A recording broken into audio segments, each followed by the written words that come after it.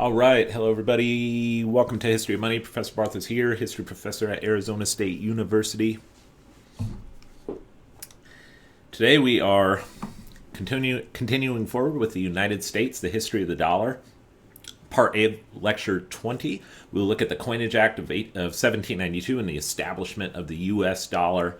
Part B, we'll take a look at Alexander Hamilton and the first Bank of the United States. And then for Part C, we'll look at Jefferson's dissent from Hamilton's program. All right, so by way of review, you'll recall the Revolutionary War, of course, between 1775 and 1783. Cost a lot of money and lots of bills of credit emitted. This truly is the first dollar, the continental dollar, created even before independence. But by necessity, many of these notes were printed, millions of these notes were printed, and the value plunged, especially by 1779 and 1780. They were hardly worth the paper they were printed on. This was perhaps unavoidable, a consequence of wartime. But once the war was over, we've got a big problem on our hands, a big financial problem, and all the state paper money as well on top of that, because the Articles of Confederation did not prohibit states from emitting bills of credit. They could emit their own fiat paper currency.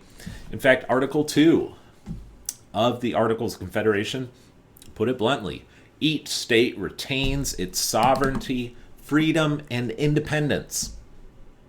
Right, and as much as the U.S. Constitution acknowledges a degree of state sovereignty and state autonomy, at the end of the day, the national government, the United States government, is the supreme government that sits on top of our federal system of government.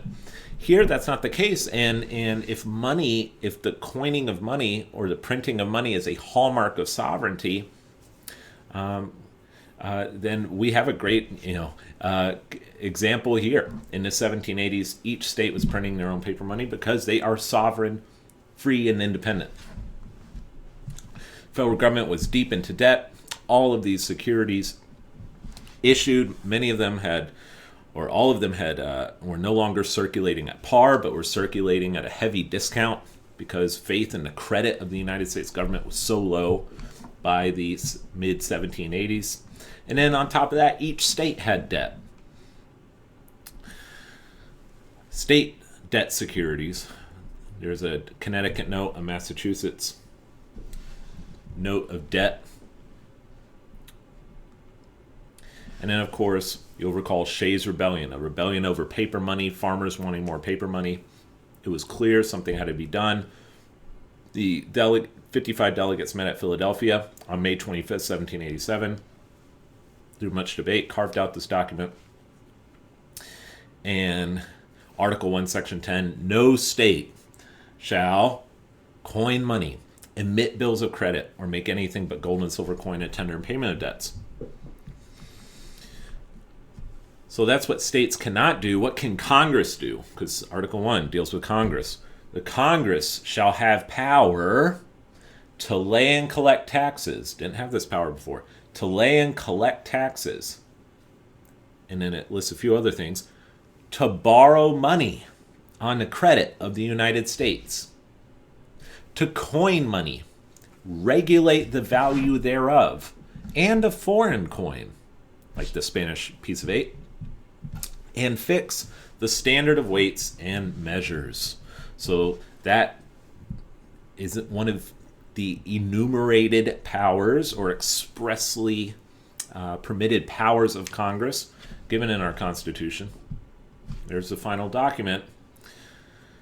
September 17th, 1787, went out for ratification. Vicious debate about fierce debate rather on whether or not to ratify it.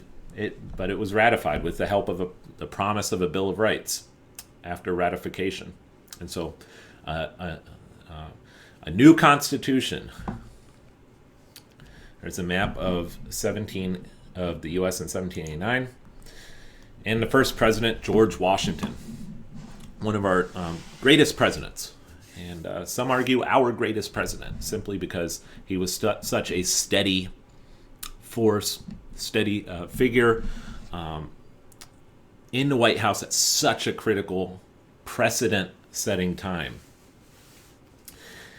Now, for the first 3 years, or 2.5 years, there was no official coin minted by the federal government.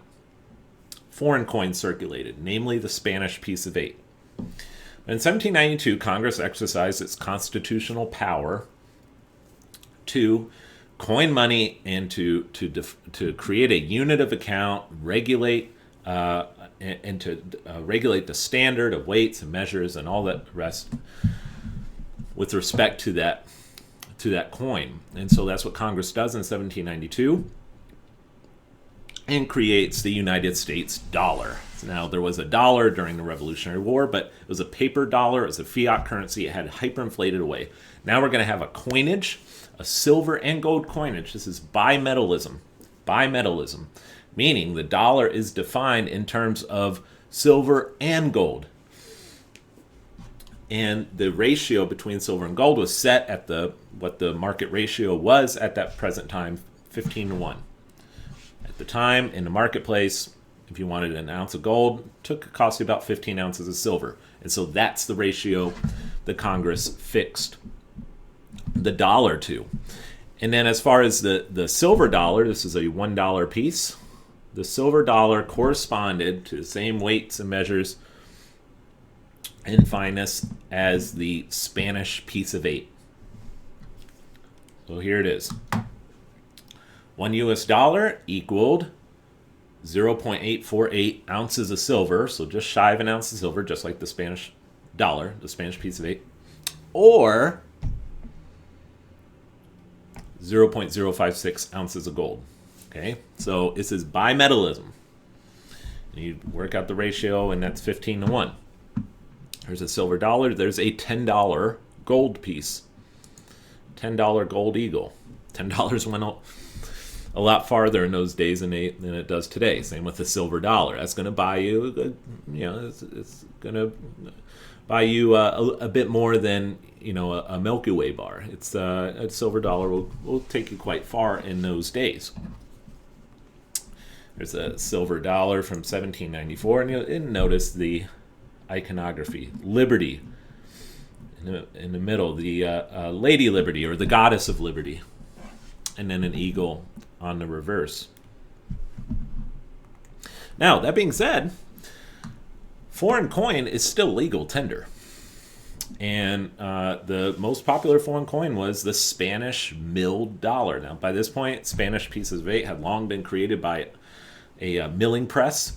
And so you're not going to see hammered, clipped Spanish money accepted for common use. However, a milled dollar, minted in Mexico or Peru or Spain, remained legal tender and in common use in public and private payments. It was not until 1857, the Coinage Act of 1857, that the legal tender status of Spanish coin was removed in the United States. Isn't that interesting? How for more than half a century after the Constitution was ratified, Spanish money is still circulating, and I saw one estimate, and even as late as the 1820s and 1830s, about 1/3 of the stock of coin in the United States was Spanish, like Spanish coin with Spanish symbols on them.